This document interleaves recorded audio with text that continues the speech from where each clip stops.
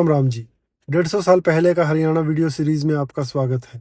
आज हम बात करेंगे थप्पा, थंबा और बुजुर्ग गांव की परंपरा के बारे में और जानेंगे कि पुराने समय में गांव का आपसी रिश्ता कैसे तय होता था। जब कई गांव एक ही पूर्वज या एक ही खानदान से जुड़े होते थे तो वे मिलकर एक थप्पा बनाते थे। वो गांव आपसी रिश्तों में बंधे होते थे। लेकिन दिलचस्प बात यह थी कि जिस गांव में पूर्वज की सबसे बड़ी वंशावली के लोग रहते थे, चाहे वह गांव छोटा ही क्यों ना हो, उसे हमेशा मुखिया माना जाता था। उस समय भी जब किसी मुखिया की मृत्यु होती थी तो पूरे थप्पे के गांव वहां इकट्ठा होते थे और मुखिया के वारिस को पगड़ी पहनाने की रस्म में भी सबसे पहली पगड़ी मूल गांव बुजुर्ग गांव की तरफ से बांधी जाती थी।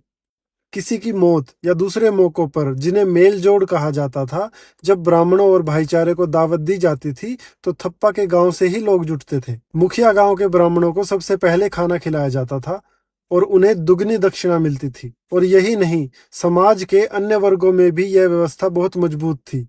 किसी भी झगड़े को सुलझाने के लिए जब जाति पंचायत बैठती थी तो मुखिया गांव का ही प्रतिनिधि उसका अध्यक्ष बनता था। पुराने दिनों में छोटे गांव दिवाली के त्योहार पर मुखिया गांव को चौधरायत के रूप में एक छोटा सा टैक्स या भेंट देते थे।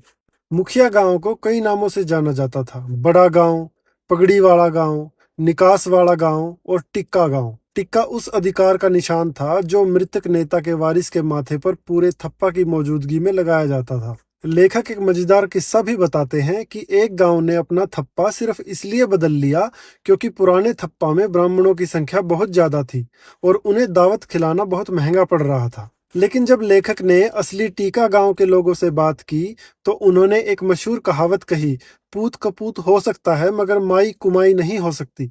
यानी एक बेटा अपना फर्ज भूल सकता है लेकिन माँ अपना रिश्ता कभी नहीं भूलती। इसका मतलब ये था कि बुजुर्ग गांव के लोग थप्पा बदलने से खुश नहीं थे।